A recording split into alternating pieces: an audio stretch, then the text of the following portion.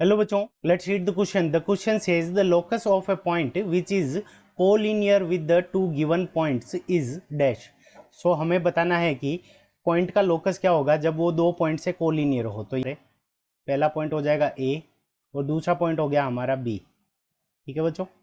अब देखो यहाँ पे इस क्वेश्चन के अंदर की कंसेप्ट क्या लगेगा. हमें लोकस पूछा है और लोकस के अंदर हमेशा क्या होती है, सर्टेन कंडीशन या फिर सर्टेन बाउंडेशंस होती है. ठीक है बच्चों. अब यहाँ पे क्या दे रखा है कि वो दोनों पॉइंट्स के साथ कोलिनियर है. कोलिनियर का मतलब क्या हो गया, दे लाई ऑन सेम लाइन. ठीक है बच्चों, दे लाई ऑन सेम लाइन, यानी वो क्या कर रहे हैं, सेम लाइन के ऊपर लाई कर रहे हैं.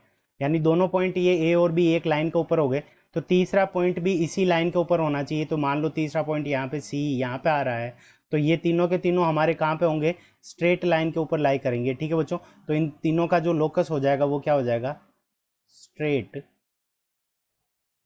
Straight line. तो लोकस हमारा क्या हो जाएगा, स्ट्रेट लाइन हो जाएगा. सो स्ट्रेट लाइन हमारा करेक्ट आंसर है. So option c straight line is correct answer. अब देखो बाकी ऑप्शंस की तरफ चलते हैं कि वो क्यों इनकरेक्ट है. तो अगर हम ऑप्शन ए को तरफ देखें तो ये हमारा क्या है, सर्कल. अब सर्कल के अंदर क्या होता है बच्चों कि ये जो पॉइंट है ये ए पॉइंट हो गया हमारा, ये दूसरा पॉइंट बी हो गया और ये तीसरा पॉइंट सी हो गया. ठीक है बच्चों.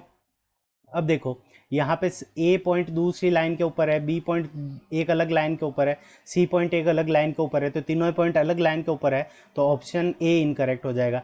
अब ट्राइंगल के अंदर अगर हम देखें तो ए और बी ये दोनों तो एक लाइन के ऊपर लाई कर रहे हैं, बट ये जो सी पॉइंट है वो दूसरी लाइन के ऊपर लाई कर रहा है.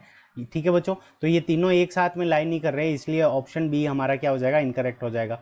ऑप्शन डी के अंदर हमें पैराबोला गिवन है, तो ये भी क्या है, इनकरेक्ट है. So option c straight line is the correct answer of this question. I hope you understood it well. Best of luck. Thank you.